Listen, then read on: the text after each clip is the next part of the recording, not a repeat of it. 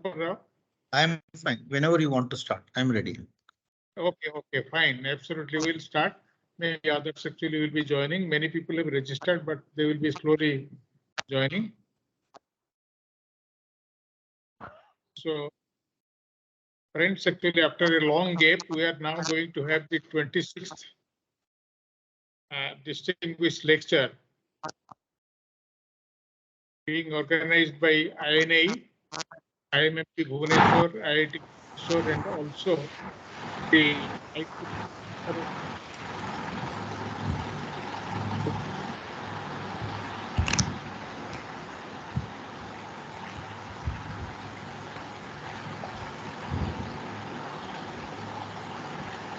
very distinguished speaker, Ramgopal Rao.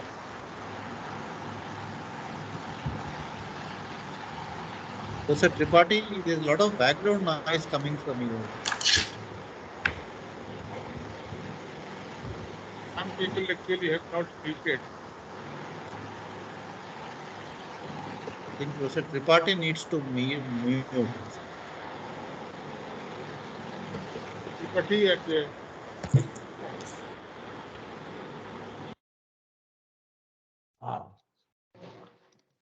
is it okay now? Yeah, now it's okay. Okay, fine. So I have actually great pleasure in introducing Professor V. Ramgopal Rao, who needs actually no introduction because he was currently he is actually the group vice chancellor of BITS Pilani group of institution with campuses at Pilani, Hyderabad, Goa, Dubai, and Mumbai. Prior to joining BITS group in 2023, Professor Rao had served as the director of IIT Delhi for 6 years during 2016 to 2021 and as a chair professor in nanoelectronics of both IIT Bombay as well as IIT Delhi. Professor Rao is an internationally acclaimed nanoelectronics researcher with over 480 research papers and 50% patents, which includes 20 US patents. 15 of his patents have been licensed to industries and for commercialization. This is in fact a great achievement for any researcher. The intellectual property on CMOS SoC application developed in his group is now being used in hundreds of millions of ICs sold all over the world. Professor Rao is a co-founder of the deep technology startups at IIT Bombay, which have successfully commercialized production in the market. Besides his education and research activities, Professor Rao is also well-known for establishing major nanoelectronics programs in the country. For his research accomplishment, Dr. Rao has been elected as Fellow of IEEE, Fellow of the Third World Academy of Sciences, the Indian National Academy of Engineering, the Indian Academy of Sciences, and National Academy of Sciences, and Indian National Science Academy. 52 PhD students have graduated so far under his supervision and are working in leading academic institutions, semiconductor industries all over the world, including in India. Professor Rao's research and leadership contributions have been recognized with over 35 awards and honors in the country and abroad. He is recipient of 3 honorary doctorates.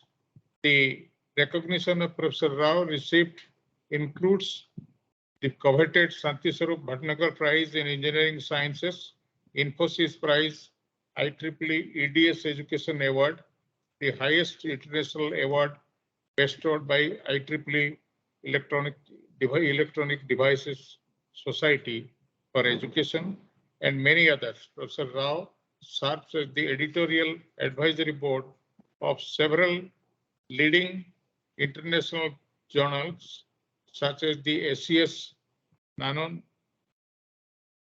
Nano letters, AIP Applied Physics Review, IEEE Jordan on Flexible Electronics, etc. Dr. Rao has delivered over 200 plenary keynote invited lectures all over the world. And this is going to be I do not know how many, definitely 200 plus lecture, but what is the exact number I will not be able to say.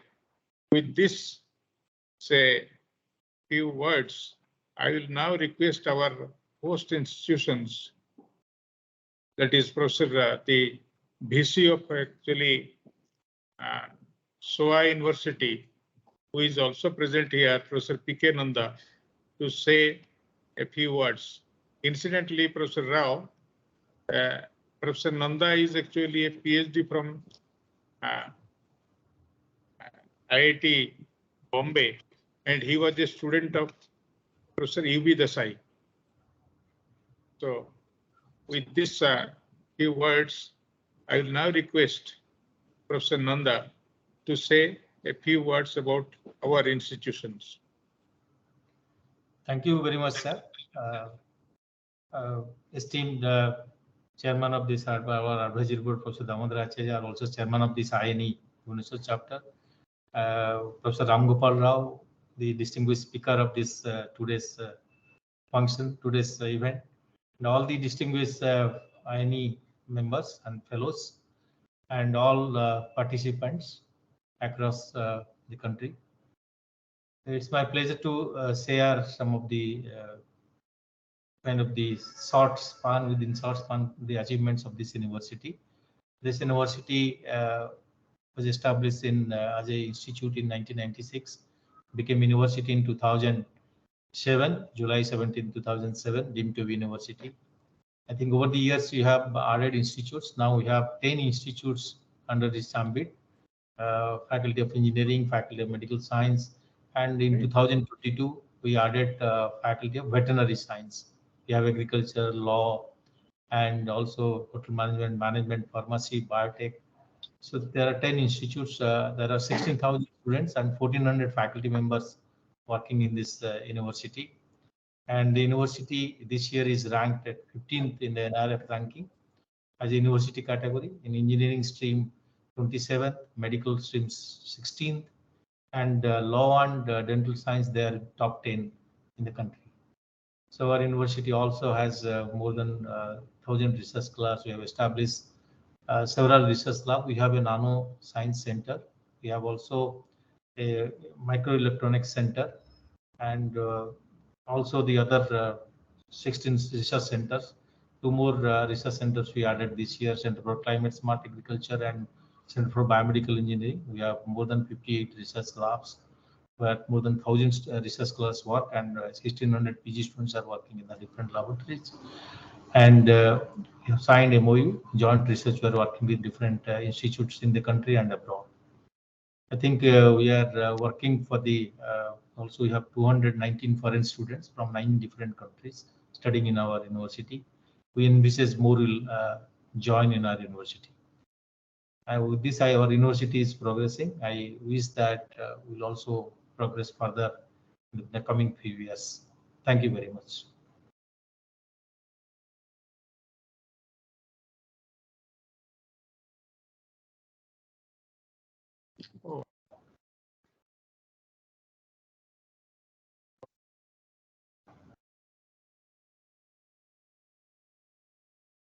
Many of our host institutes directors are present here.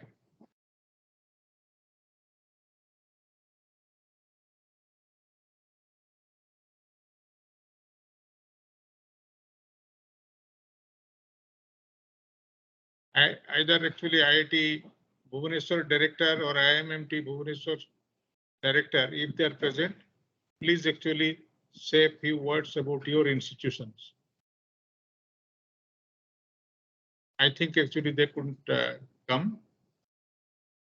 Am I correct? Renu, am I correct?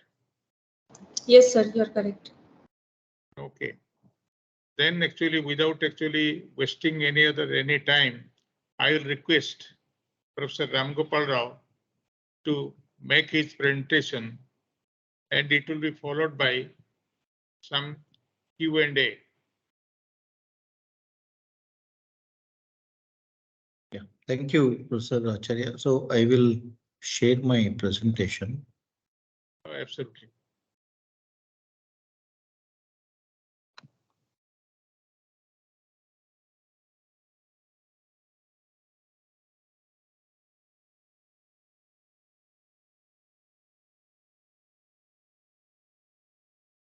Can you see my slides? Yes, sir. Okay, that's good. Okay, thank you.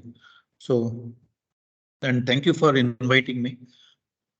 I see a lot of very eminent people attending the event, and I hope I make justice to all the time that you are spending in attending my talk.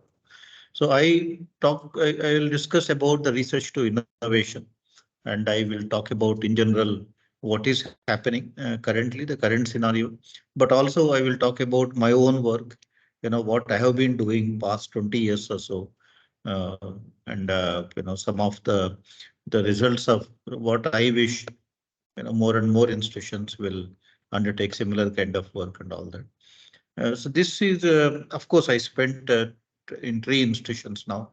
IIT Bombay, I spent 18 years. IIT Delhi, I spent 7 years, of which 6 years as a director.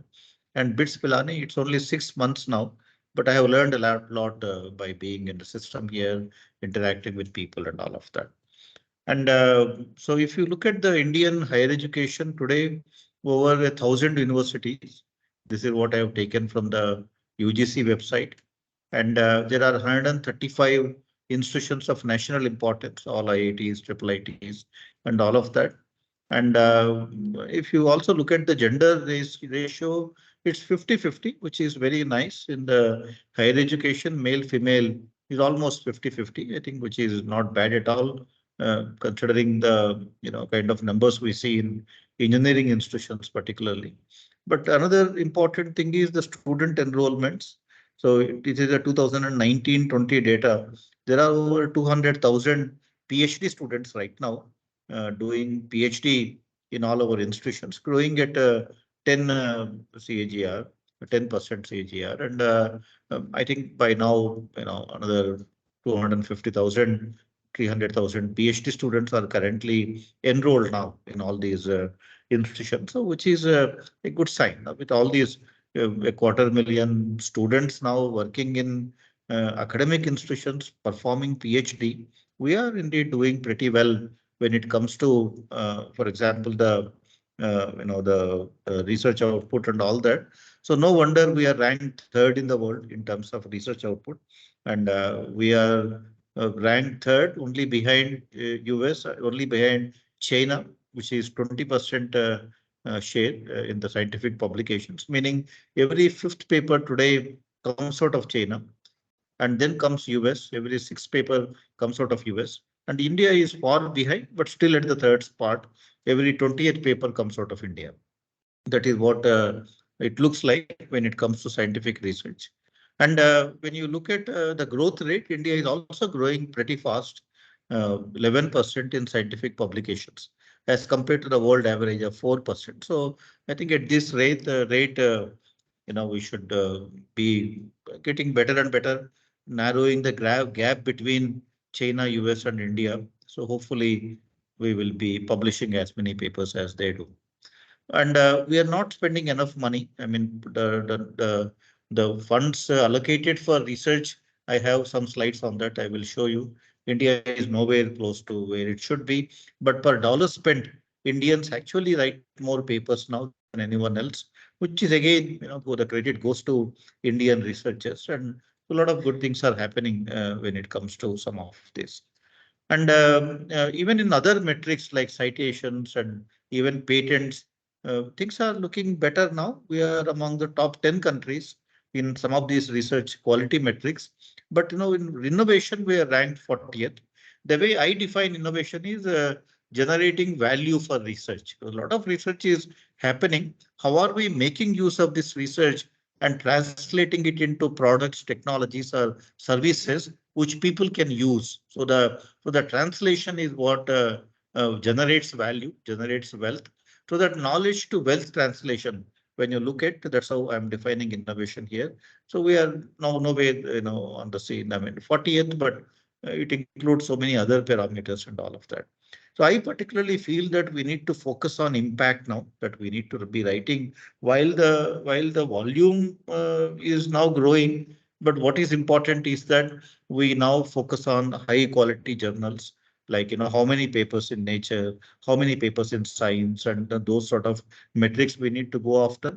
And also translation of knowledge into wealth. I mean, all this knowledge that is coming out, how do we translate that into wealth? I think these, in my opinion, need to be the two major challenges for the country. While the numbers will grow because I think our PhD student counts are growing, so obviously they will all write papers to graduate.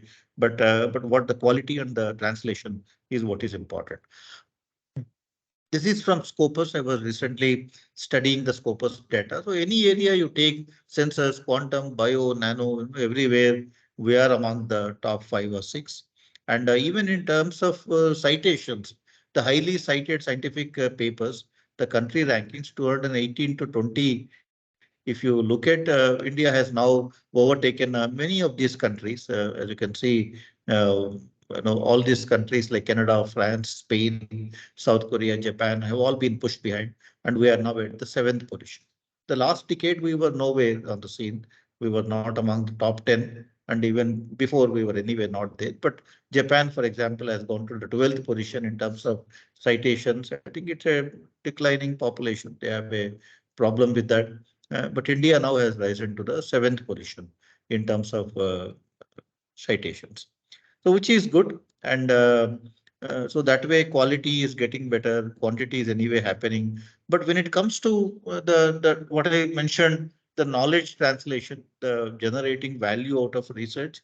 Now, if you look at the unicorns, there are about 107 unicorns right now in India.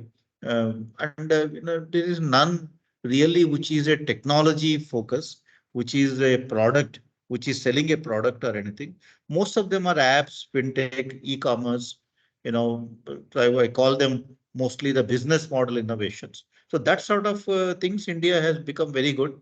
And that ecosystem also exists right now for someone to start a company in the e-commerce space and scale it to $1 billion. I think so many people have done. So therefore, I think that ecosystem in the country is pretty strong now. But what I want to see evolve is the ecosystem for technology innovations. Where somebody develops a product and then starts a product-based company and then grows that company, to the extent of these other companies.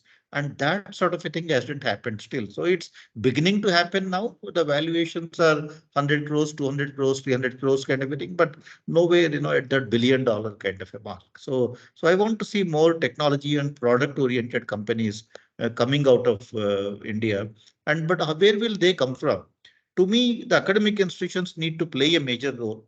And that is simply because if you're looking at, conducting research and then using that research to build a product, that cannot happen anywhere outside of India. I don't think any Indian industry is at a stage where they can do that right now. Maybe some multinationals in India might be able to do that, but no Indian company is at a stage to conduct deep tech research, develop a product which is unique in the world, and start selling things not only in India but outside. I think that kind of a Indian company hasn't been there.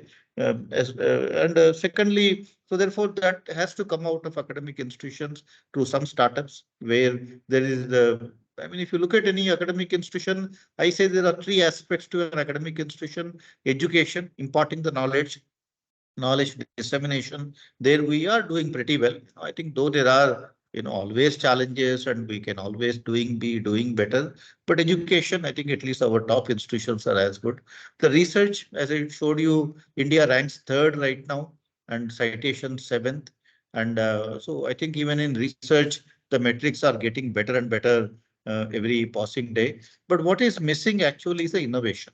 So while so much of research happens, but that research translation, the research to wealth creation, that is what as I defined innovation, that hardly happens right now in our academic institutions. While there are some stray here and there things happening, but overall that ecosystem doesn't exist for development of products and for building companies and selling things and scaling up these companies and those sort of things. Still, we have some way to go. So I will tell you, what are the challenges, at least from my perspective, having been 25 years in IITs, the IIT Bombay and IIT Delhi. I mean, what are the R&D ecosystem inadequacies in India for innovation? I think one first thing I believe is the lack of funding. This is a slide of R&D expenditure as percentage of GDP for selected countries. India is at the bottom of the table. As you can see, we are only Mexico, Pakistan, Philippines, Sri Lanka, Venezuela are behind us. But otherwise, the countries which are all the knowledge economies are spending a lot of money. Israel and Korea are like above 4.5% GDP is what they spend on higher education research. And obviously, a lot of new technologies, a lot of things have happened out of Israel and Korea. But even large countries, large economies like US, you spend so much of money, about close to 2.7, 2.8% of GDP in the US gets spent on research. Even UK is also doing much better than us. And China is here. China is a 5 times larger economy, but they are spending 2.1 to 2.2% of GDP, while India is stuck at 0.6, 0.7%. In fact, as percentage GDP terms, our investments are going down. And because economy is growing, you tend to see some 1,000 crores, 500 crores extra every year. But as per in percentage GDP terms, I have seen some data from Niti Aayog, where our investments in science and technology are actually going down, year after year, which is a matter of great concern for all of us. So this, I believe, is one major issue because, I think subcritical funding everywhere, whatever little money we have, distributing it across so many institutions, while IITs tend to get a larger share of it.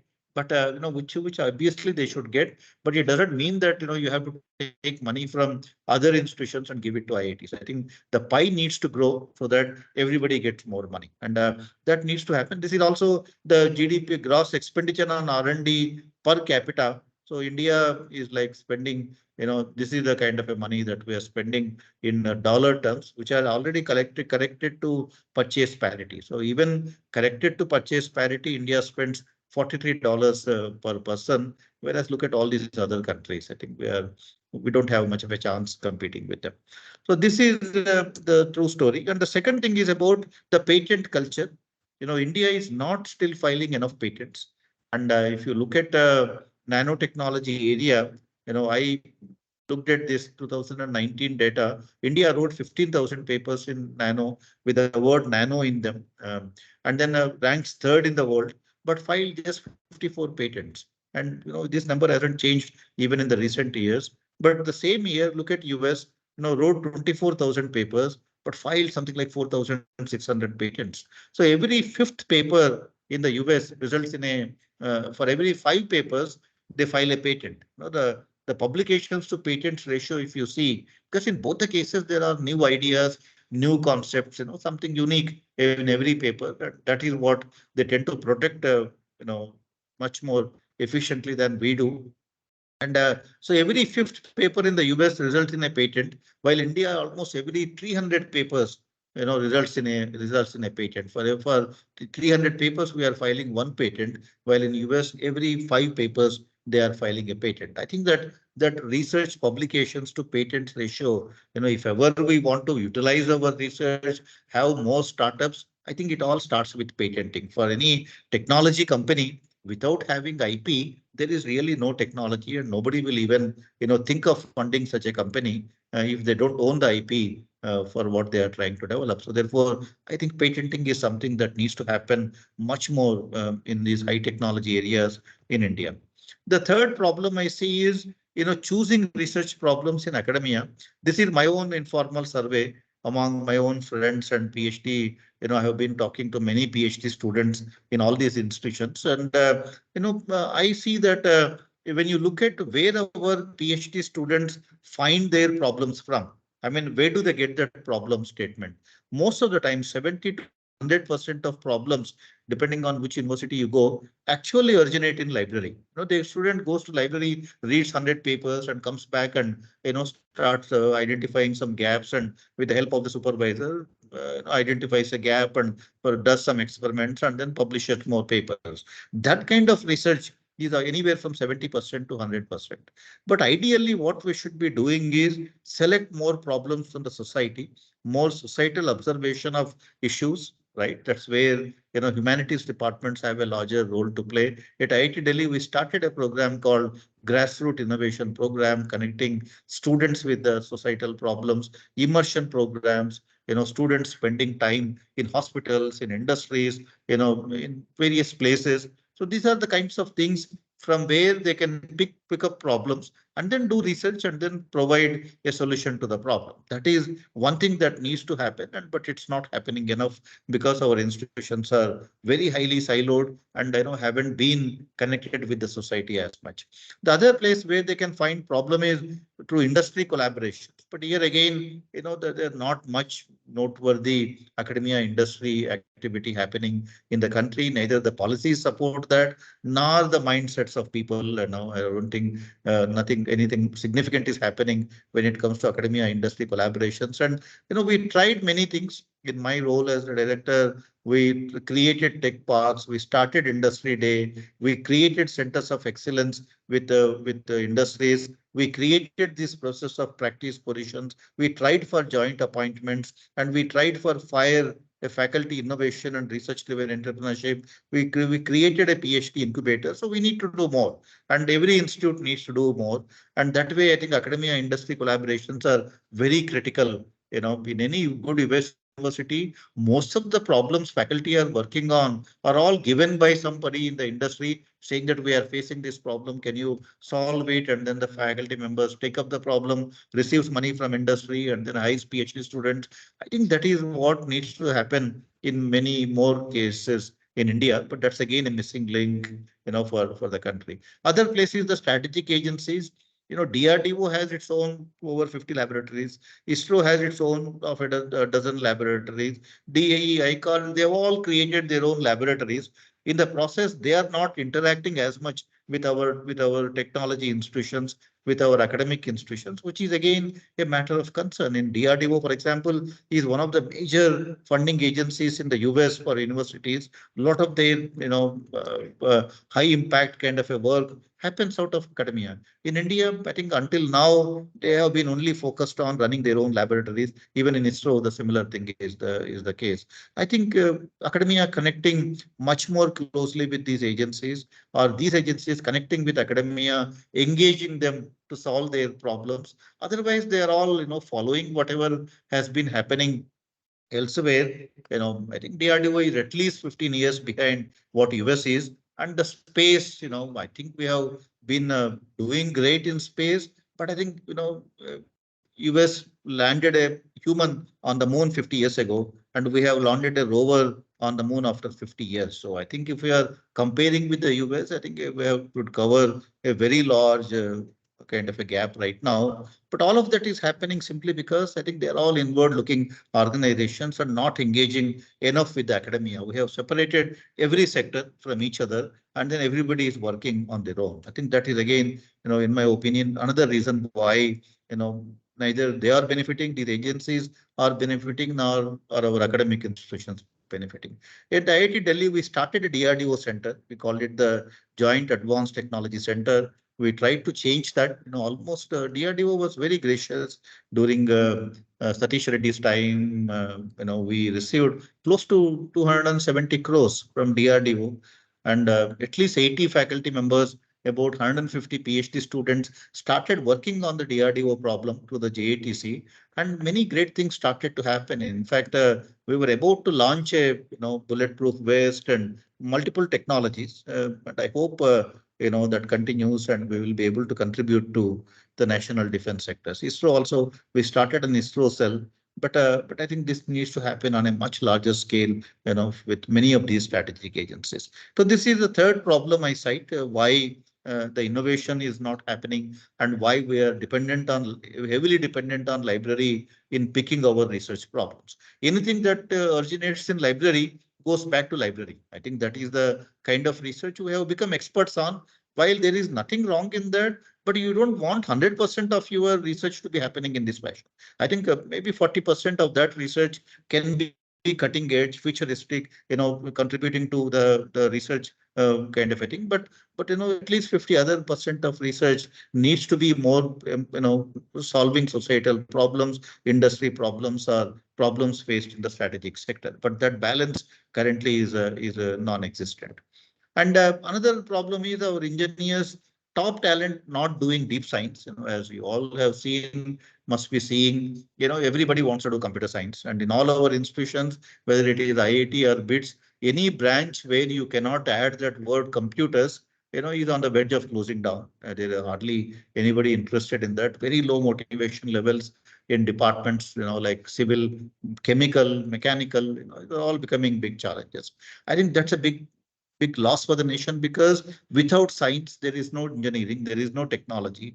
All engineering marvels have happened out of science. Even if you look at the mobile phone, right? I work actually on the mobile phones for multiple activities involving the semiconductor industries. If you look at any of these advanced phones, I can name at least a dozen Nobel Prizes in math, physics, and chemistry, which have actually enabled the most advanced mobile phone today. So whether you take the display, camera, wireless technology, battery, memory, processors, polymers, transistor, each one of them have received Nobel Prizes. And that science, which is that high quality science, is what has enabled all these, technology innovations that we use every day. And I thought with our top talent not doing science, everybody going after one single discipline or engineering, I think we are losing out greatly. And we have all just been tinkering with whatever is available, developed elsewhere. But we are not really, nothing is getting originated out of India, because I think that science base is what we are fast losing. So that's another, serious matter of concern. And another problem which I think is India's academia is pretty good in doing research, bring things up to TRL 3, 4, the proof of concept kind of a stage. And then the industry doesn't get interested at this TRL level. They are all looking for technologies which are, more like products, which have gone through some reliability tests, some product prototyping, all of that. Unless we showcase that, no industry will take interest in that kind of research. So industry gets interested at TRL 7, 8, whereas academia can only do up to 3, 4. But who will actually do this, fill up this gap? Who will take the IP or the prototypes available in academia, develop them into a product prototype, and then get the industry interested in that?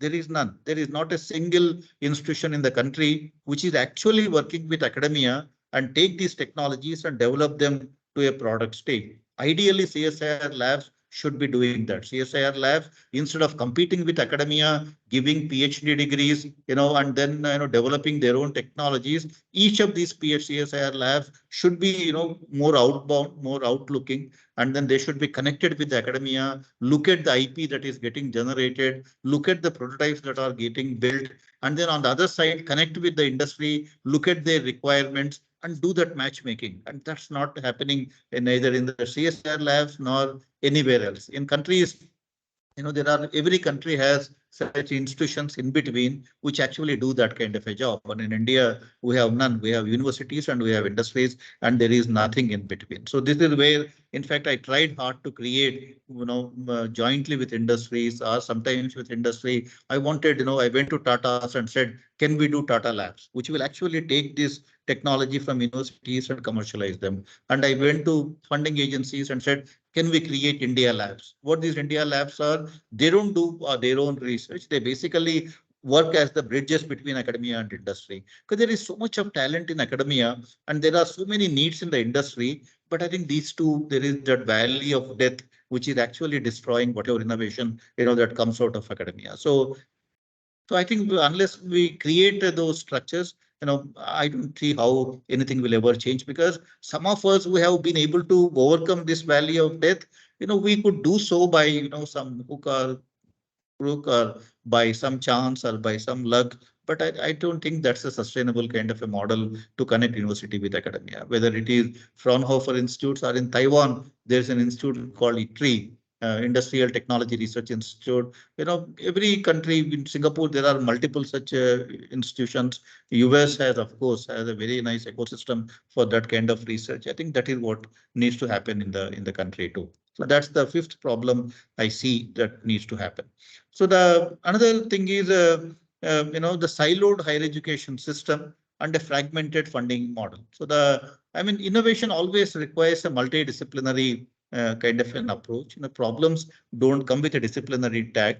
But when you say, if I want to develop anything for healthcare, I think there is not a single institution in this country which has strong engineering kind of programs, also strong medicine programs. There is none. Right now, of course, IITs are getting into that, but it will be another 10, 15 years before we do that. So we have fragmented the education into management. You go to IIM, science, you go to ICES, or IISc, or engineering, you go to IITs. Or you want to do pharmacy, you go to NIPERS.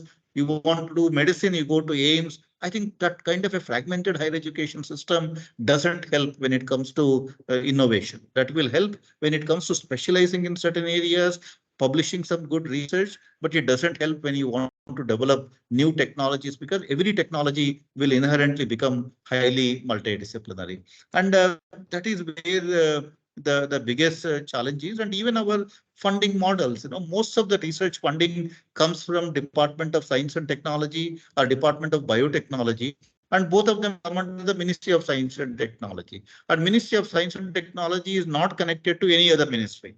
And the way we forward funding is, I imagine a problem which I think is important. I go to DST where there are my colleagues sitting across the table, right? And then I present it to them. They give me money today and I will give them money tomorrow, because the same committees we keep repeating. And then finally everybody is happy in the system. And but neither the ministries which have the real problems, like the Ministry of Roads, Ministry of Heavy Industries, every ministry has its own issues, but they have no funding schemes to engage academia. And even if when there is a good secretary, they all come and start a new program to connect with the academia. But once that secretary goes after 2 years, it is back to square one. Many of those problems don't even receive subsequent funding. With new secretary, everything changes in many of these ministries. The only ministry that has proper structures in place, to engage academia is the Ministry of Science and Technology, but they don't have any problems. They only have funds. So this is something that I was hoping NRF will address, because NRF, the original concept paper was NRF will receive money from all the ministries, if some part of funding, and along with the problem statements. And then NRF will engage academia with those problem statements, with this money coming in. They said 50,000 crores for NRF, and that looked beautiful. That looked like the solution to this problem. But the way it is getting implemented, the way the cabinet note was written, I don't know who wrote that. It has become now another SERB. Nothing will change. I think the money is coming from government, and if it is replacement of SERB, what will change again in terms of funding model. So I don't see anything changing even in this. I think unless we connect ministries with academia, the ministries which are the line ministries which have those links with the grassroots problems, unless we connect them to the academia, I don't see how academia can be oriented towards solving any of the national problems. And so this is a big challenge that exists in the country when it comes to funding research. And then ease of doing research. I think things are only going from bad to worse. Whenever I said I have received a lot of claps in physical meetings, because everybody connects with these problems. I mean, the implementation of GFR has, it's such a stringent GFR implementation. Whether I want to buy a bundle of white papers or want to buy a transmission electron microscope, GFR follows the same processes. So therefore, it's a big nightmare right now. The government e-marketplace is another nightmare. If GEM is as good as Amazon, we all would have liked to buy on Amazon, like to buy on GEM. But just learning to work around GEM is a problem by itself. And I don't know which government agency built that GEM and why they have made it so difficult for anyone to use. Complete disaster there. The single treasury account, again, they said if there are 400 projects, open 400 project accounts and then receive money directly from one single account. That stalled research for almost like 18 months in this country. I think still people are figuring out how to actually work with this single treasury account. And curbs on imports in IITs, anything from 5 lakh rupees to 200 crores. You need to receive permission from the Secretary Ministry of Education. Now, what will the Secretary Ministry of Education do when it comes to purchasing some equipment in IIT Delhi? But then we submit our request to Secretary Ministry of Education. He takes about 3 months of time to actually give us permission, and then we go ahead with the import. At IIT Delhi, we reviewed that it takes almost like 11 months now to place order for any equipment, and with that kind of time frames, I don't know, who expects anything great to happen. The GST, they suddenly impose GST on scientific equipment, and ministries don't give that additional money, and then institutions don't have any money to support that additional tax that has been levied overnight. How do you run that? For a few months, nothing could be done. We were all waiting to find a solution, and so that I am not sure which bureaucrat thought that is such a great idea, because if the 80%, 90% of funding coming from a government source, it's all from one pocket of government to another pocket of government. In the process, you introduce so much of bureaucracy. I never understood, who thought about imposing GST on the scientific equipment. Subcritical funding and disproportionate expectations. You receive a little bit of money, but the secretaries think that, with that you solve all the national problems. And if things are so simple to solve, all those problems would have been solved by now anyway. So this is again a big challenge here. Everybody wants products with a little bit of money, and in 2 years time flat. I mean, I worked on many such projects, which is actually a big challenge to, face those review committees. Lack of motivation, and then scrapping all recognitions. I don't know who advised governments that, there are too many recognitions in the country, and with our salaries, and even by removing all of those sort of recognitions, I don't even approve of any of that. The leadership challenges, we all know now what sort of leadership, is ruling the country, particularly in academic institutions and all of that. The fractured funding for research and innovation. As long as I am doing research as an IIT professor, I receive money. The moment I start a company, I become an untouchable.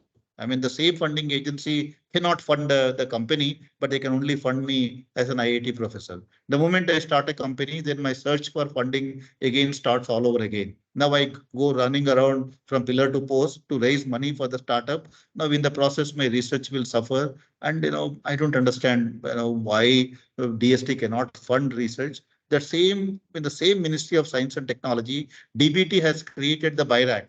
And BIRAC is excellent program when it comes to funding research, but it is restricted to only biotechnology research. Why can't DST, which funds research across the domains, start something equivalent of BIRAC? They have, of course, TDB, but TDB, I can give a lecture on TDB, what all is wrong with PEB kind of a thing. Why can't DST have a BIRAC kind of a process for other sectors? I tried to create one for the nanotechnology when I was heading that committee. I just couldn't do that. I tried for complete 2 years. In a 5-year program, 2 years, I tried to convince the finance secretary, saying that your own sister organization DBT has done that. Why can't we do it here?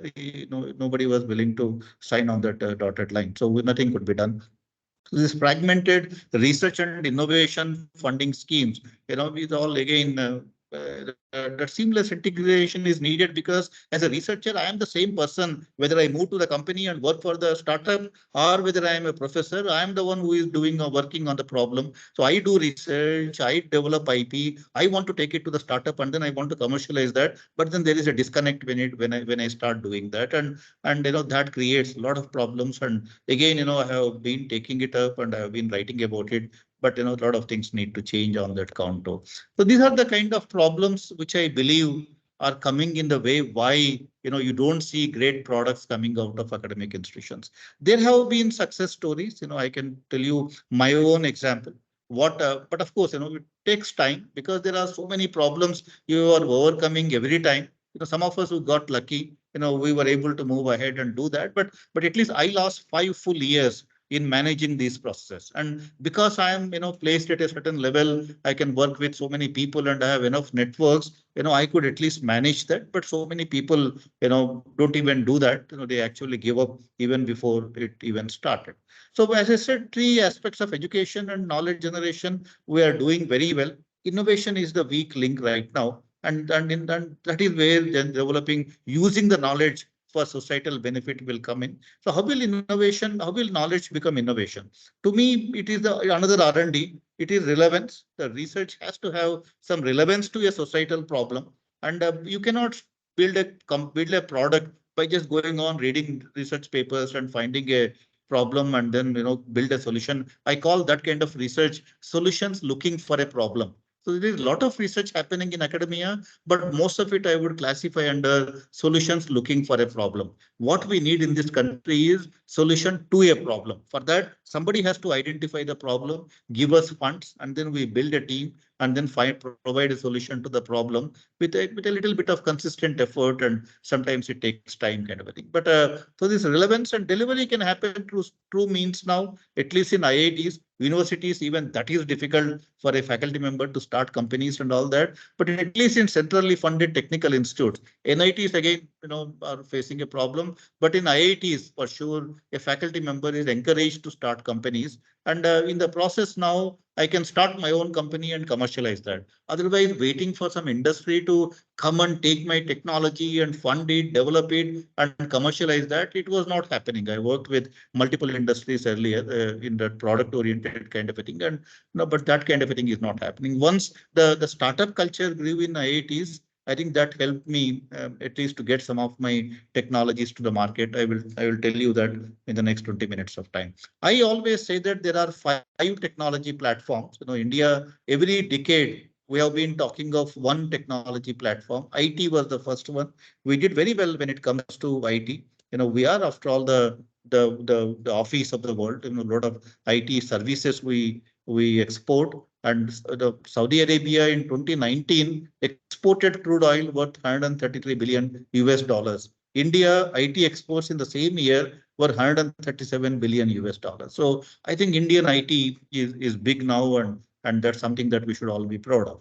And then comes biotechnology. Here, a lot of manufacturing related work is happening, particularly when it comes to generics. But India hasn't developed any new drugs. So India doesn't even have the systems in place, to develop any new drugs or anything. But we are the pharmacy of the world. A lot of development is actually happening. The nanotechnology, again, a lot of research generation, the knowledge generation is happening. We are ranked 3rd in the world right now for knowledge generation, but not much has happened when it comes to that knowledge to wealth creation. Then the cognitive technologies, the AI, ML kind of technology. So we are, for quality of research, we are ranked 5th right now. This is citations from csrankings.com. But again, the volume is not there. There are not so many top scientists. Maybe in IITs, in computer science departments, great amount of work is happening. But once you go to 2nd tier and 3rd tier institutions, finding those faculty is so difficult, and expecting them to do high quality research, all of that is even more difficult. But those papers that our top faculty write, they do get cited very well. But the number of papers written is small because that community itself is pretty small. Then came the quantum technology. Government has announced a $1 billion quantum technology mission right now. We have a strong tradition of basic research, but again, how we take that research to anything which is meaningful in solving problems, we need to see. But since we haven't succeeded in all of these other sectors in translating research to products and other things, I think here we need to be doing something differently. So I'm at least involved in some of these things, but the bureaucracy, the ministries, their style of functioning, and all of that is a big challenge right now. And this is, so every decade you see one such technology coming up, and with a promise of solving the problems of humankind. And but that hype we create, we get money. Each of these missions, Government of India announced $1 billion kind of a thing. Nanotechnology was a $1 billion mission. Cognitive technologies, AML was a business $1 billion. I don't know how much money finally came, but there was a budget announcement of $1 billion. Quantum, there was a $1 billion mission, but we need to see how much money actually comes and what happens with that. So these are the 5 T's. And to me, the innovation needs to happen in other sectors. In IT, I think we have beaten it to death now. And whether it's e-commerce or fintech or anything, IT-based startups, IT-based unicorns, I think are a plenty right now. And that ecosystem actually exists in the country to, like I said, to build, start a company and grow that. But that hasn't happened in biotechnology or nanotechnology or cognitive technologies or quantum technologies. And this is where there is a huge scope for innovation. And each of these technologies can actually transform so many products and come out. One can come out with so many new technologies.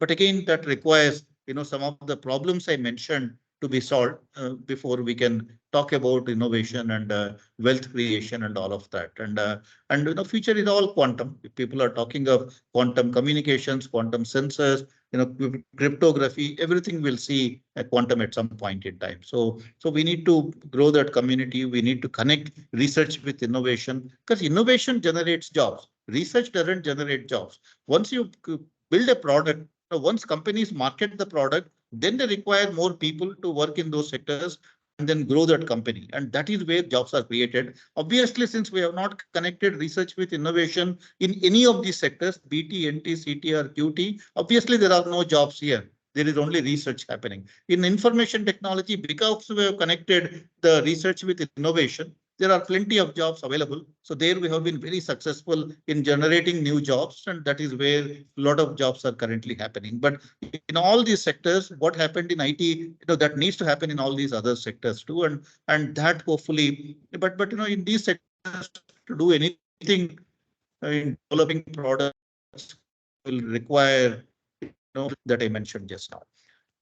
So nanotechnology is one area where I have been spending time. I came back to India in 1998. I joined IIT Bombay as an assistant professor. So I have been working in the nano electronics, nanoscale devices. So this work I mostly did with industries, semiconductor industries, Infineon, Intel, Applied Materials. Intel, I wrote lots of papers. Intel is benefited very significantly from my research interactions. This is Intel in US and Intel in Germany. So these are the two groups I worked very closely. Recently, Intel gave me a letter saying that the concepts that we developed in my group are in hundreds of millions of devices that they are selling worldwide, and it resulted in more than 10 patents. So we actually filed a dozen patents and licensed them to Intel, and Intel is using all of that IP generated in our lab and then using it in hundreds of millions of dollars. So there is a satisfaction of having done that. But it hasn't helped the country in any way. It's there in every mobile phone, whatever we developed here,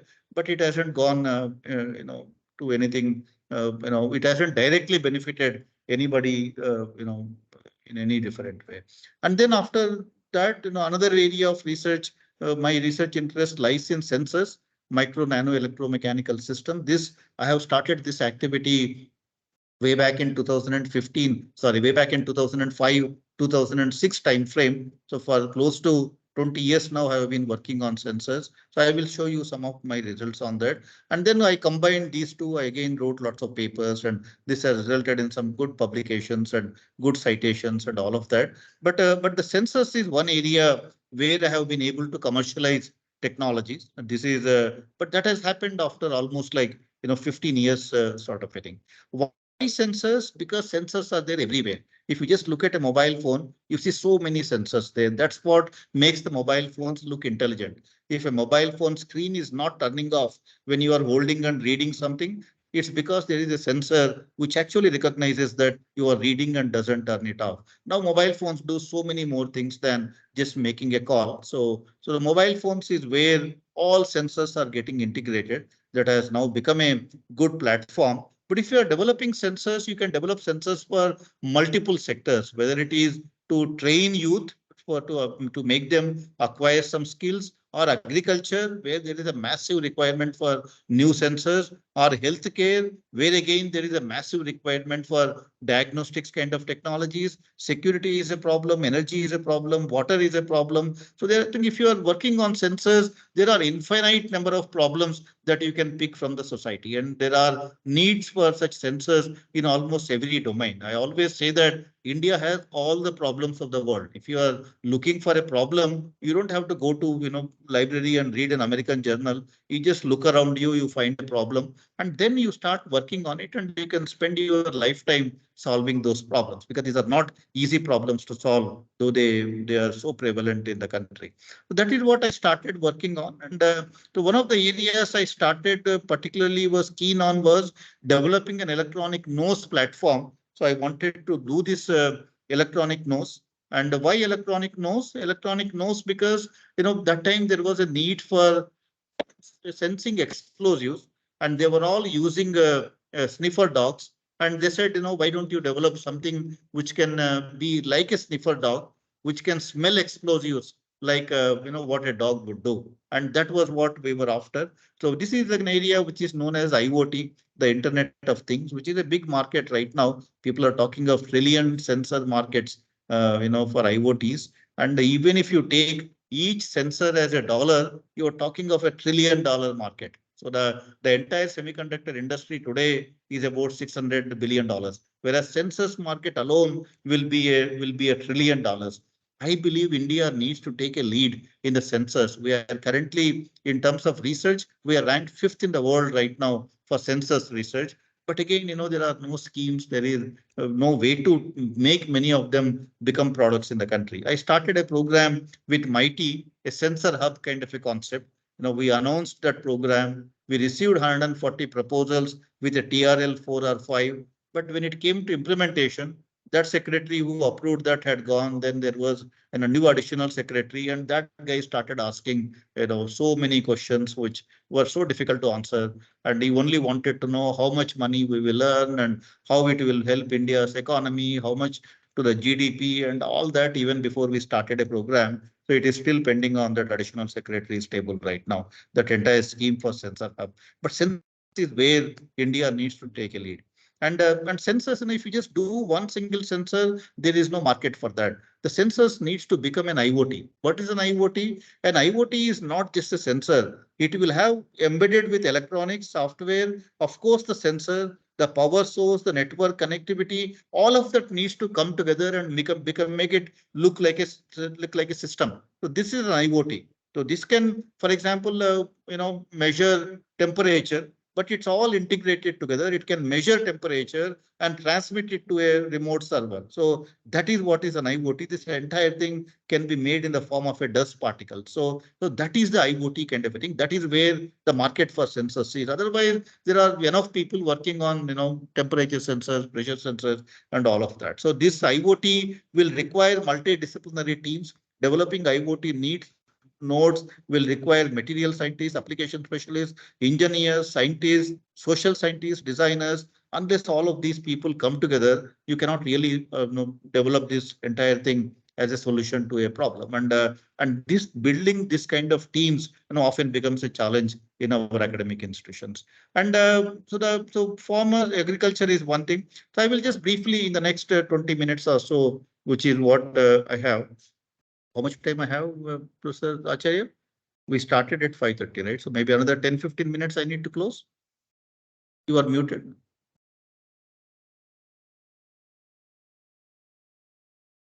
Yeah, I can. Please go ahead. Yeah, I will take another 15 minutes. I will close that. So I started to, worry about it. Whatever I mentioned to you, this has been in my mind for almost like 20 years now.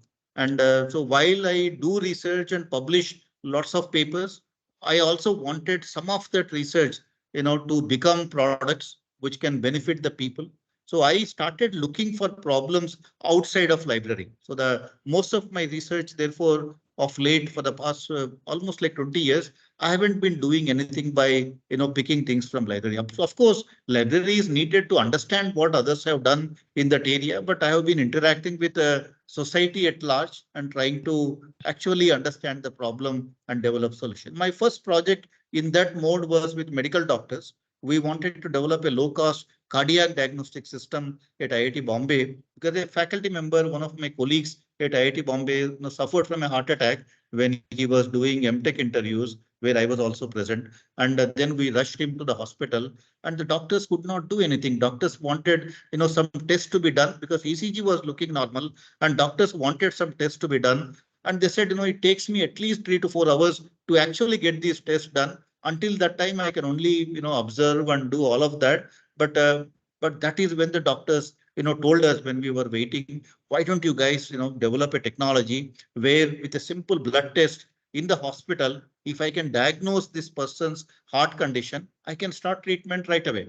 So what does it take in the blood? For example, when the cardiac muscles start to die, they release certain proteins into the blood. These are like troponin, myoglobin, CKMB kind of a thing. And for most of these tests, they needed to send samples to the pathology laboratory, and which was taking time. So they said, why can't I do that bedside, in the hospital itself as a point of case system? So why don't you guys develop a technology for that? That was when we got triggered by that idea. Then we came back and wrote a proposal to one of the funding agencies, the National Program on Smart Materials. And then we started working on it. Then that project, we actually did it in a top-down fashion. We said, what is it that is required to develop the complete system which can work in the MBBS clinic, where each test will cost about 100 rupees. We did not want to exceed that 100 rupee kind of a test. So once we put the price point, once we fix the condition where it will be used in a standard MBBS kind of a clinic, and who will use that? Not a specialist or anybody, but a nurse. So then our problem statement became very clear, and it also meant a lot of innovation because a lot of inventive kind of things we had to do because then we took the blood sample, we filtered it out. Because in MBBS clinic now, if you tell a patient, no, now I cannot work with blood, I need serum, doing centrifuge and all of that will be a pretty expensive, a pretty difficult kind of an affair. So we said, why don't our system itself should integrate these filters to separate blood plasma from the full blood, whole blood, and then have microfluidic channels, then sensors for the cardiac markers, and this entire thing needs to be disposable. Now, when you are developing disposable systems, we wanted to initially work with silicon. But then once we started realize that it's disposable, 100 rupee kind of a test, we said silicon is pretty expensive for disposable applications. So we said, we will not use silicon. All of us came from silicon background, but because of the constraints of where this technology will be used and the price constraints that we imposed on ourselves, we said we cannot work with silicon. Then our search for new materials started. Then we started looking for polymers and all kinds of interesting materials. And then a tabletop system, which is like the glucose testing system itself. But except that this measures the cardiac markers. So you put a drop of blood here, and then after about a minute, you put it into the tabletop into a small system, and that can measure the markers concentrations for this cardiac protein. So that was the project. And then we developed a nano mechanical cantilever system using polymers. The entire platform is made out of polymers, no silicon anywhere. We wrote lots of good, interesting papers, and we filed many patents because nobody was working on those materials. Everybody was making cantilevers at that time with silicon, but we opened a new area. We published many papers, filed many patents, and finally we took all of that. We developed the complete component, all the components needed for the system. And because from the beginning, that was the motivation. And so we actually developed the first prototype. This is how it looks. Developed, we called it iSense, standing for Infog Sensor. Project from NPSM and NPMR, these are the two funding agencies, IIT Bombay. Then we started a company because this was working very well in the laboratory. This is the cartridge, how it looks like. We started a company, NanoSniff, and then we transferred the technology to NanoSniff. And NanoSniff then built team around that, raised money, and they started working on that project. And then around that time, then the security agencies, particularly from the principal scientific advisor office, they connected us with the security agencies, and they came to us saying that there is a dire need for explosive detection. Can you guys develop that using the platforms you are working on? And then we started working on explosive detection. The similar team to be by then we had a multidisciplinary team involving at least 6 departments at IIT Bombay. And so we started working on explosive detection using the same team. And we worked with many of these security agencies very closely. A similar kind of a principle we use as we did for the cardiac detection. But here it required a lot of chemists to work with us because you are developing an electronic nose which binds to vapors of explosive.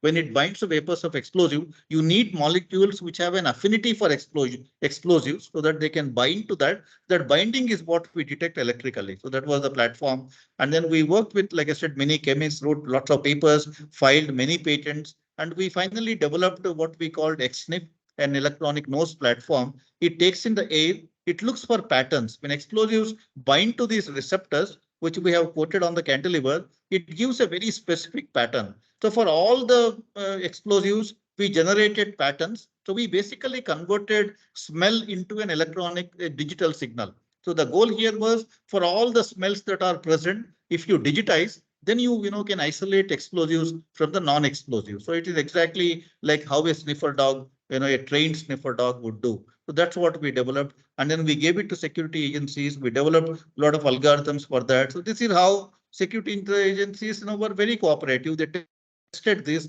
at various places, but then they came back and said, sir, it's not really working very well because in many situations there are at least 20% false positives. It is recognizing 20% of smells as explosives, and which is a very high false positive rate. It will be very difficult for us to use it. And around the same time in particularly Kashmir, they said when the terrorists place a bomb, they just don't leave the bomb like that. They put a lot of cow dung and they create a strong odor around the bomb so that even the dogs cannot sense the explosives. So in those situations, there is nothing any electronic or man-made system can help. So that's the kind of a response we had for this, but otherwise it's a full working system which can be tested outside. We made prototypes, we tied up with SEL semiconductor labs, and we did all of that, but we were not able to go beyond that 80% kind of an accuracy. That is when we again went back to the drawing table and we said, what can we do to solve the problem? By then it was occupying all our minds, and this was the only thing we were thinking day and night. And one day, a nice idea came to us. We said, what is the property of an explosive? The property of an explosive is to explode. And until that time, we were actually trying to sense explosives through the binding events. And that is a chemistry kind of an approach. But here we said, let's move away from chemistry. Let's focus on physics. So what is the physics here?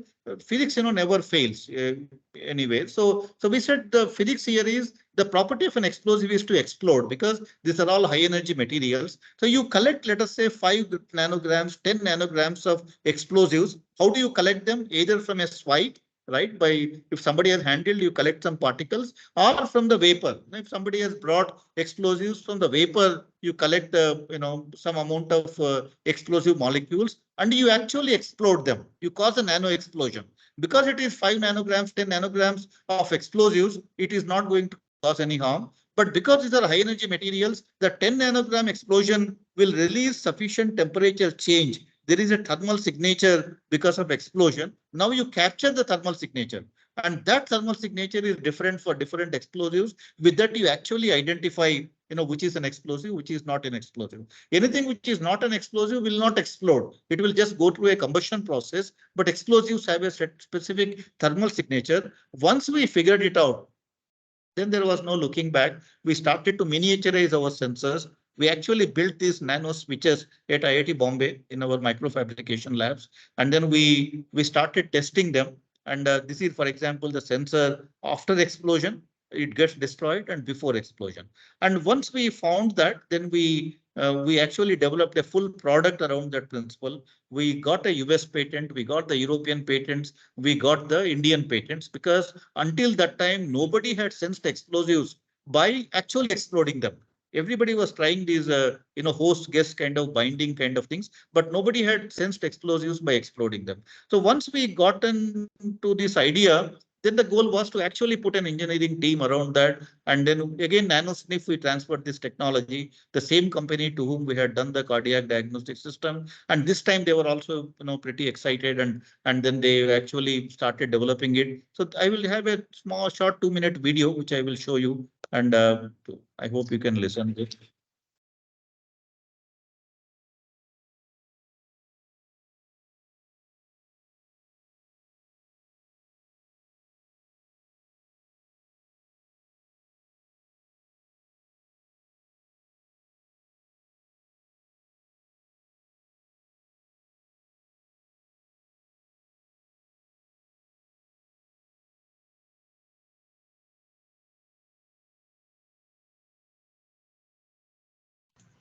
So Mr. Rao, your sound is not there. So I think you have not set the audio properly. Yeah. You were able to listen to this? The voice is there, No, right? no, we can see this, but you cannot listen it. So maybe you can Oh, also you cannot share listen. the sound No. properly. Oh, I see. How, why is that? Because I. While sharing the PowerPoint, you have to share the system audio then only. PowerPoint, I need to do that. I see. No. While you share the PowerPoint, you have to first share the system audio and then share the PowerPoint. Then it will happen. When you're It sharing, hasn't given me that option. Maybe I will just reshare it again. Let me try. Okay. Share. Presenter mode. PowerPoint live. system sound, you have to. There will be a system sound on. Include computer sound. Okay, now Right, I got it. I see. Thanks for mentioning that. I did not realize that. Okay. Now it should play, hopefully.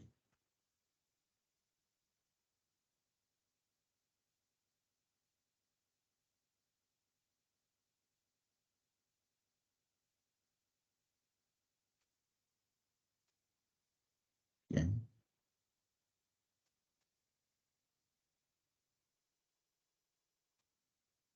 Vehant Technologies, an IIT You can Delhi hear it now? incubated company, Yes, and can hear. NanoSniff, an IIT Bombay incubated company, jointly manufacture and launch NanoSniffer, an advanced and affordable explosive trace detector, screening visitors and passengers for explosives at various public or crowded spots have become the norm due to the increase in the terrorist activities around the globe. Every luggage and person passing through the security checkpoint is tested by the security officer to check whether they have traces of explosives on their surface, skin or hair. NanoSniffer proudly claims to be the first explosive trace detector in the world using microsensor technology. The microsensor of NanoSniffer is made using micro-electromechanical system MEMS technology in semiconductor fab. The sensor uses fabrication techniques such as lithography, etching, deposition, spin coating, and finally released to the microsensor. The core technology is protected by patents in the US and Europe. All of our actions leave trace behind, which is then screened by the security personnel. The security has to concentrate at the sampling areas that are likely to be touched by hands. In the case of a bag, this will include handle, buckle, and zipper.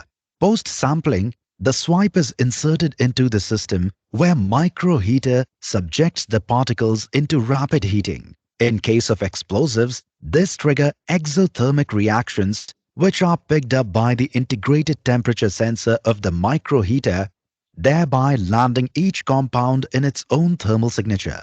The algorithms use these signatures to distinguish between explosives and non-explosives. Further analysis of the algorithms help in categorization into the appropriate class of explosives. The follow are few nanosniffer features. It is the first microsensor-based ETD. It detects and identifies explosives in less than 10 seconds. Identifies and categorizes explosives into different classes, can detect ng quantities of explosives traces. It detects all classes of military, conventional and homemade explosives. It is portable and affordable. It gives visible and audible alerts with sunlight readable color display. NanoSniffer explosives trace detection technology can be deployed at airports, railway stations, ports, malls, metro stations, corporate parks, hotels, and tourist spots. The goal is to intercept and prevent access of explosives trafficking. NanoSniffer is 100% made in India product. So this is something now which has actually gone to. Let me see how to go back. Yeah. So this technology, we got it launched by the Minister of Education at that time, and because to develop with IIT Bombay and IIT Delhi subsequently. So, so this is now there in fact, many airports, 11 airports in the country are currently using our explosive detector. and we don't have any competition because this is a protect IP. We own the IP, and we now are able to sell. Our target is at least 50 systems every year we are selling right now, and we are scaling it up further. Eventually, this is a totally disruptive technology, and there is no competition there for the nano sniffer. So we are winning all the bids of all the airports, and things are looking pretty good now. Eventually, every airport in the world should actually see this technology. So the way that we are doing, and then we once we this technology became commercial and people started buying, airports are already using this. Then in my group, I moved to can we miniaturize this further? Because that is something that you can do with electronics. So idea is to build a much smaller version of the explosive detector and put it in all the airports, network them. For particularly, for example, you can have them in the buses, right? You can network them in the buses. If somebody comes and puts a bag containing explosives, one of these sensors should be able to pick it up and put it in the trains, in all of these kind of places. But if you are doing it, how do you power it? Because this is an IoT system, it has to have its own power. So here the idea is to power the sensors from the vibrations, the mechanical vibrations present in the buses. So we started integrating into this the piezoelectrics so that it can generate power on its own when the bus is in motion, train is in motion. So we started doing that. I worked on piezoelectrics in my group. We have published lots of papers. We developed new materials, and some of these we transferred to applied materials. So a lot of interesting work happened there. And after I moved to IIT Delhi in 2016, we started a project between IIT Delhi and IIT Bombay for agricultural sensors. And here again, we worked exactly in the same mode. So the identified a problem, put teams together. Now this in this case from two different institutions, and then started working on building the prototypes, and then start a company to commercialize it. So that's what happened in my previous cases. So I thought the same thing we will do in this case too. So our problem statement started with the soil health card. Government of India has distributed the soil health cards to millions of farmers. So we looked at what are the soil parameters farmers are supposed to measure, many micro macro nutrients. So we started developing sensors for these micro macro nutrients. And our proposal to DST was 4 prototypes between the two institutions: volatile tracking, pathogen detection, moisture, pH and salinity, micro and macronutrients. And so we started working on multiple platforms and other things. So soil moisture sensors is also required. And in fact, about a couple of years ago, we launched the first product for the agriculture, which is a NutriSense, a soil glucometer. This can measure, as you can see, potassium, phosphorus and nitrogen, and pH it can do, electrical conductivity it can do. And it's a very low cost kind of a system, very easy to use, and it will tell the farmers what is required for the soil, at least for these parameters. And so we now that the system is in place and we are selling it widely, we are training the village level farmers, the women particularly, so that they can earn a livelihood by providing this service to different villages. And we have trained them so they can actually do the soil test on their own. NPK is the most important measurement, so that we can do very well with this system. And we are now the backend suppliers, the technology providers to many other startups in the country. And we are now the soil moisture sensor is already in the market. The soil sense weather station we have in the market, and the NPK sensors we have already. We have a suite of technologies for Indian farmers, and we tested it on multiple crop cycles. IARI, we actually helped us in doing a lot of these tests, IARI in Delhi. And for all these companies, we are now the technology partners. And we have also been, so this company is doing very well. So this company, we started in 2018, the Soil Sense is my second company. And both these companies, Soil Sense and NanoSniff, are run by my ex-PhD students who worked on these projects. Then they moved to these companies and they have hired other PhDs. So these are all deep tech kind of startups now. And so this is the kind of a way, at least I started working. So most of my research ends in prototype kind of development. And NanoSniff, I started in 2011. So now they have multiple products and it's not even a startup technically. Now they have moved out of IIT and now they have their own manufacturing plants, and their explosive detector is the largest technology now, which is growing very well, and they have been able to raise funds for that. The cardiac thing is still the hospital trials and other things is a pretty big challenge, but they have been able to use the technology platform for variety of other gas sensors, which is again commercially available.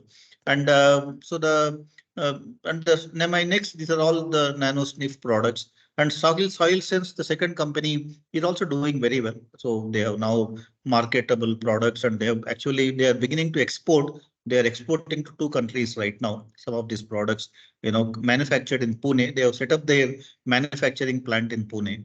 And so I am working on various other projects which are a continuation to that. And our institutions therefore need to become these idea factories. Bring unlike minds together and bring people with very dissimilar interests, and then identify a right kind of a problem through such interactions, and then formulate your problem, and then create an ecosystem for startups. This is what we try to do at IIT Delhi. It has yielded a lot of good results. And in fact, IIT Delhi, we could form 13 centers of excellence. 75% of faculty on a funded project, 4x increase in research funding and startups, 3x increase in number of funded projects. So things have started to look good. Once we started implementing some of these schemes at the institute level, and even during COVID time, IIT Delhi has done very well. And even in BITS, we are doing something similar now to trigger the innovation ecosystem in the BITS campuses. BITS has a lot of positives, so I'm trying to use that to build some of these programs. We have just announced a PhD program. I'm pretty excited about this. This PhD program is called PhD Drive. That is PhD in deep tech research, innovation, value generation, and entrepreneurship. All that I'm saying is usually the PhD programs are to produce university professors. That is what our PhD programs have become, because everybody is looking for do PhD, do a postdoc, and then find a faculty position. That's what many of them come with that kind of an idea. But in BITS, we are saying you come to do PhD to start a company. So we are not a management PhD. We are actually a technology PhD program where we associate these students with faculty who are working on TRL 3, TRL 4 and above, meaning people who are working on technology projects. The faculty members also want to start a company at some point in time. So we associate these PhD students with such projects, and so they can work together. And at the end of their PhD, the idea is to take that idea as a startup eventually. So they will file many patents. They should also be able to write papers, but they will, from the beginning, they will be associated with venture capitalists, corporate leaders, people who can help them to actually develop the product. So we are now raising funds. We actually pay them a fellowship, which is like 60,000 rupees per month. And we give them a 10 lakh rupee grant to build the prototype. We have been able to raise at least such fellowship for 10 people right now. And we are approaching alumni, approaching VCs, approaching corporates. And this is a program now we will launch. We have already announced the program. We'll admit the first batch of students in a couple of months' time. But because we are raising money for that I'm excited about, because more and more PhD students along with their faculty supervisors starting companies in the deep technology space is, I believe, even if 10% of them become successful, I think, India will be able to solve many of its own problems. The same thing we have done for students, we called it Solve. The undergraduate students innovation program for solving societal problems. We launched a program called Solve. We started a program called Sparkle, student program for advancing research, knowledge, and entrepreneurship. Idea is to make these people work on a real problem which has a societal relevance, and then take it to the market to the startup kind of a route, and more in the deep technology space. That's what now we're driving it in BITS in a very aggressive way. So that's what hopefully will result in more startups.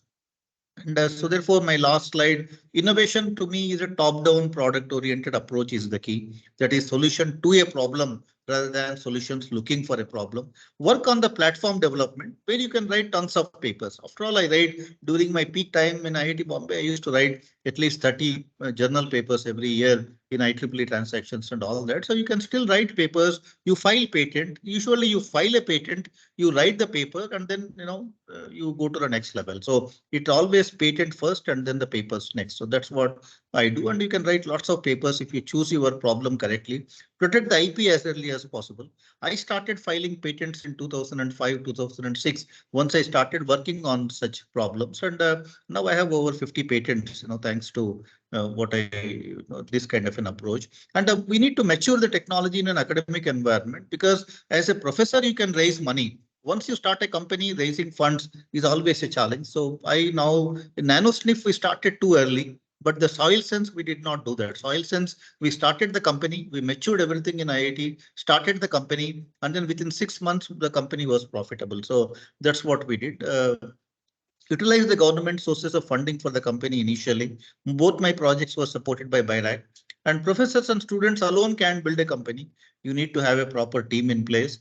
And the equity distribution and all of that, is very important, so that nobody fights for equity, rather than everybody working for improving the value of equity. Involving the students is important. Most of my students now work in that mode, and both the startups that I have are run by my ex-students, so they are doing a great job. Look for areas where there is a great domestic market demand. After all, 1.3 billion, 1.4 billion people, if you find the right chord with the people, you can develop a lot of technologies which are necessary for them. So I think at the end of the day, I say that the 3 P's: passion, patience, and perseverance. What I showed you is a work of almost like how many years? 17, 18 years of work, and nothing happened overnight. So the first product took me full 10 years, the explosive detector product, and the soil sense one we could do in about 5 years time, because we knew how to do all of that. So now I'm working on similar kind of projects, and hopefully time frames will be shorter. But there's a lot of possibility for doing research of this type in many more academic institutions. I'll stop here. Thank you very much.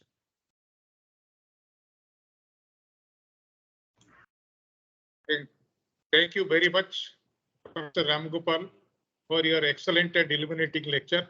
I think it has really opened our eyes, and I am sure everybody would have really enjoyed it. Now, really, we'll have definitely few questions for you. So I will really request Renu to coordinate actually this questions and answers.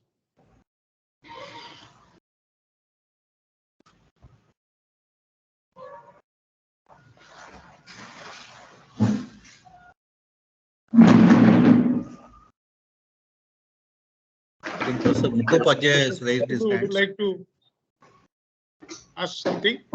I think you are mute.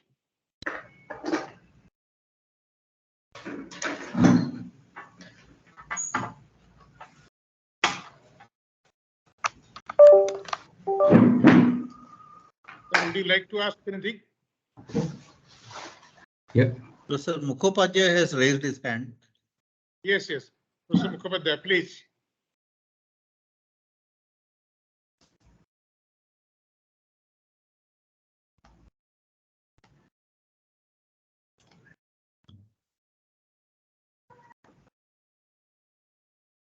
Can't hear him. Please actually unmute. He's already unmuted. Some problem.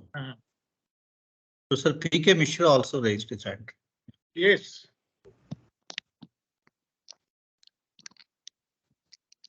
We can't hear. Yes.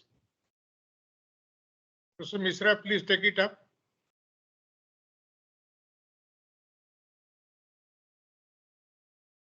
Not able to hear you. So, my name is M.K. Badapana. Can I speak a question? Please, any one of you would like to? Yeah, am I audible, sir? Yeah, you are audible. Yes. Yeah. My name is M.K. Badapanda. I'm working at RRCAT Indore. It is part of the Department of Atomic Energy. My question is that whether it's academia or even the research scientist, and if you see in one side academia and research scientist is one bucket and industry in other bucket, we in India, we say a lot of things are being told for last 1 decade or two about industry academia interface. but nothing has, hardly anything has come in the ground reality. If you see even whatever we do it here, it remains confined. So industry, our work and industry, there is hardly any correlation between the two, hardly any intersection between the two. So what we do, we publish patents and papers and all those, but there is no one to take forward our projects and all those. Specifically, when suppose if I basically I have got few patents, US patents, Indian patents and all those, but they are all multi-crore projects. Typically to invest it, we need around something like 10 crore rupees. So I find neither the department helps nor the industry come forward to do it, even though my project, my work has been widely appreciated worldwide. I know such thing is going to actually, if I say some power supply, typically power supplies you got a life around 5 years, 10 years and all those. But the one which have developed, I'm sure it will run for another 3 decades, 4 decades and all those. That is the way I manage all those things, taking future in account. But there is no one coming forward to take up just because there is a high level of risk, high level of money required and all those. So as a planner, so something should be done from the government side or some other side to bridge that gap. Otherwise, we cannot move ahead. Actually, we know there is potential. So, but we are quite stuck at neither government helps scientists like us, and the same thing might be happening in academia also. So this is a big problem. So how to address those problems and how to make a good intersection between industry and the scientific fraternity, maybe academia or scientists or whatever. So Yeah, no, I'm aware of what you were saying. In fact, at the beginning, I talked of the 7 challenges, and this is, one of the challenges I mentioned. First of all, there is very subcritical funding. India is not spending enough money. The kind of money that you're saying, 10 crores, 15 crores needed, very difficult to come by. Maybe atomic energy can fund you, but outside raising that kind of money is pretty tough. And secondly, industry doesn't have any motivation to work with academia. And they don't get any tax benefits. Now they have made it a CSR possibility, but the same CSR money, so many demands on the CSR money. None of them is actually spending so much on working with academia. In fact, I've recently written an article in Times of India exactly identifying this problem. Unless there is a policy push, unless government says that some percentage of CSR from industry must be spent on academia, supporting research, no industry is ever going to do that. I think that has to happen as a mandate now. As a recommendation, nobody is listening. 75 years, we have seen, how many academia industry interactions have happened. So I think either give them tax incentives to collaborate with academia, work with academia, or mandate them to spend part of the CSR on academic research, working with academic scientists. I think unless something like that is done, I also don't think anything much is going to happen. And India needs to spend a lot more money in science and technology. I hope somebody somewhere will listen to all our prayers and implement it. thank you. Thank you. Next, Professor Misra, would you like to say something? One question. We're not able to hear, Professor Mishra. There's some problem with your mic. You are not muted, you are unmuted, but somehow. But your voice is not coming. He is in USA. Voice is not coming.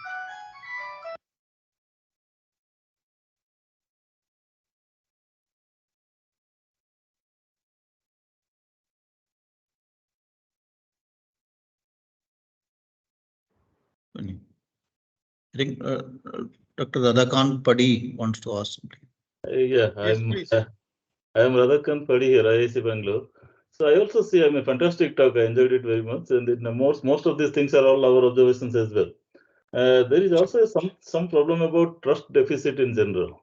I mean, what's your comment on that about the trust deficit part of it? I know. Both I think sides, all of us know the problem. So I think I agree with you. Industry thinks that we are all just pure academicians. only keep writing papers, and we think they are doing nothing, all low level products, and get some components and assemble them and sell them, kind of everything. So we have a very low opinion of each other. That's a problem right now. We don't think highly of them, and neither they think highly of us. So I tried this industry thing.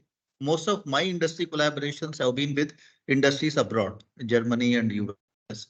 I couldn't do much with the local um, subsidiaries of these industries in India.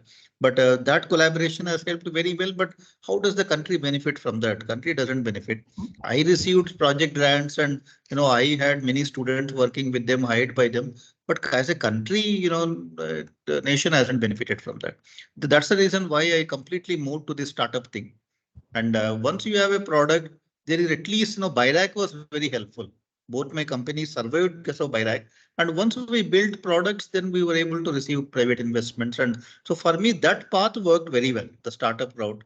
But this industry collaboration in India to transfer a technology that they take it and develop a product, at least have not been very successful. So for me, I advise the startup thing since you are in IISc. So.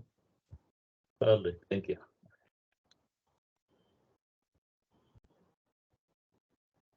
So, Misra, can you now ask?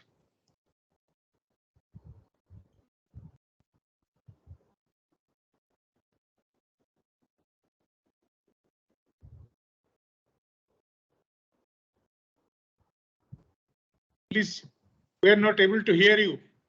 No, some problem, I think. Yeah. Professor Sanat Kumar wants to. Yeah. Sanat Kumar ji, I'm please. Sanat. Yes. Well, you just now said a trust deficit, and that is very true. I also agree, because I have, excuse me, I have some experience of that. Only thing is, this story, I would like to tell you two stories. Anyway, this is nearly 30 years old. When I am from DIE, working in Bombay, we wanted to nitride surface treatment of some stainless steels, very specific stainless steels. IIT Bombay had a professor in metallurgy, and we gave it. We asked our first attempt was not to do ourselves. Our first attempt was to do it at IIT Bombay. And it took a long of time. And as a matter of fact, we had a terrific trust deficit between us and the professor, because he thought we don't know anything, and we thought he doesn't know anything. This was a big problem. Actually, we got into a real problem with the academia there itself. But let it aside. Then ultimately, he came and said, you also said sometime back, 10 years. The 10-year business will not work for us at all, because we are always hand to mouth in a schedule. We wanted it faster. He cannot do it faster because he doesn't have money to buy the equipment required for it. He was to do only within the lab equipment. So there was a problem, dichotomy, totally. So we lost it. Then from that time onwards, what my understanding is, academia is good for theoretical analysis. Anything theory you give, they will come back with integral, matrix and whatnot, differential equations. Everything will be very fine. But when it comes to practically doing things in academia, it is not possible. So we have to go to the manufacturer to even grind a piece of material. And academia doesn't have money for that, or it doesn't have, a PhD student doesn't get anything out of going to a manufacturer to do this. This is problem number one. Problem number two is that you may know that you talked about a DIE not giving you fund. As far as I know, is of course 2000 year, at the end year 2000, DIE has got a board of research for nuclear sciences. They tender out every year, and many academia, actually I'm not IIT graduate, but my college has come to that, and they had taken. I don't know whether the money they give you is adequate or not, but it usually runs for about 5 years, if I remember right. And every year, the investigator has to come to us and tell us what is the progress on his project, and it was going to go. I don't know whether it still continues, But DIE has a program. It has got a budget for the Board of Research for Nuclear Sciences. Are you not utilizing it, or IIT is not utilizing it? Thank you. No, BRNS I have used. I have done projects for BRNS, but the money, the DIE thing I never spoke about. I think one of the persons who asked the question said that getting money within the system is a challenge. But he's talking of tens of crores. BRNS never gives that kind of money, at least to academia. The money they give is a few tens of lakhs, a crore maximum. So I think there are enough funding schemes for small amounts of money. 60 lakhs, 70 lakhs you can get. And but if you want to develop a technology and commercialize, set up manufacturing and all that, I think it becomes a challenging task. So in my case, our technologies are totally disruptive. We are not indigenizing something. We're actually developing something for the first time from India for the world. And because this is the first microsensor based explosive detector in the world. Nobody has done that before. That's why we have the US patent, European patent, and all of that. So it took a little bit of time initially because we tried multiple approaches and they failed. But from that failure, we learned a lot of new things. And finally, we could succeed with that explosive thing because we learned from our previous failures. But that process took a bit of time. And but finally, at least now airports are using. There are a lot of inquiries now. We are even receiving inquiries from abroad. So I think things are looking good on the explosive detector front, and even the agricultural thing is doing very well. But agriculture thing we could do in about 5 years time. And yeah. I think Professor Mukhopadhyay has mentioned that he said the quality of PhD students. I agree with you, sir. I think the challenge is finding good PhD students. And but at least I am fortunate to have found some good PhD students. They come mostly from Calcutta or Kerala for some reason. Most of my good PhD students. But I think we could do some good things with their help. So. But the average quality of PhD students is still, a bit of challenge. So once when you get a good student, then you get some things done. But getting consistently good PhD students, at least, because I have always enjoyed some reputation in academia, many good students wanted to work with me. So I was lucky enough to have been able to attract good PhD students. But I can't say the same about in general. Any other question?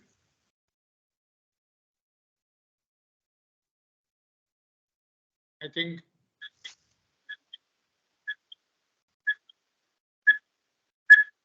think we have to stop somewhere. It's already 7 p.m. past. So now actually I will request of this Madam Renu Sharma to please actually propose a vote of thanks.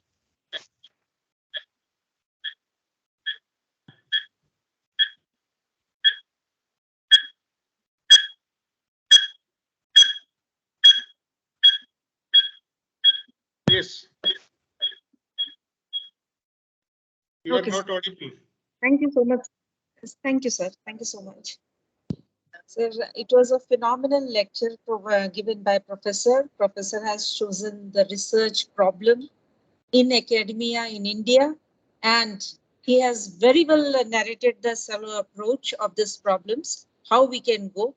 Interestingly, he has focused on industry, how the industry can provide us a real-time problems. Like we can have an industry day, we can have a tech park, we have industry sabbaticals. Likewise, we can have a society real-time problems. Professor has also narrated various funding agencies, how they can come up and help us out. Some problems what as a researchers we face in applying and how it can be tackled, that also been addressed in this. Professor has narrated beautifully the POC of the product, the 10 step from university research to commercialization, and especially the 5 to 8 step, that is the development where the value of the death is there, how a person can come up from that also has been narrated. And I, on a behalf of Shiksha Anusandhan extend my heartfelt thanks on behalf of SOA, CSI IMMT, and IIT Bhubaneswar for being present here. Your auspicious presence has really enriched us with your profound knowledge. Thank you, sir. Thank you so much. I thanks again all the eminent persons present over here, this August gathering. Thank you so much. Professor Ramgopal, we require actually your permission. This whole thing is recorded. Can we Sure, really that's okay. share with others? Yeah, that's okay. Can do. Okay, fine. And there is actually one more request from one of our very senior INE fellow attached to this thing is Mr. D.P. Misra. So that his request is, sometimes back actually we have written a letter, article in Times of India, upgrading of educational institution. I think I have also seen it, but he wants actually that you please send it and so that actually you can share. That was so interesting that everybody appreciates it. Okay. And then finally, on behalf of actually INA Bhubaneswar chapter, I would like to thank you for excellent deliberations and this lecture. Lot of learning from all of us. And as a sort of token of appreciation, we'll really send you a small memento and which you will receive it. Okay, and that will be by post. Sure. And we definitely look forward to your visit during INA annual convention. Thank you. So, thank you very much, Thank you. Professor Acharya, for inviting me for this talk. Thank you so much. Thank you. Bye-bye. Okay. Good night to all of you.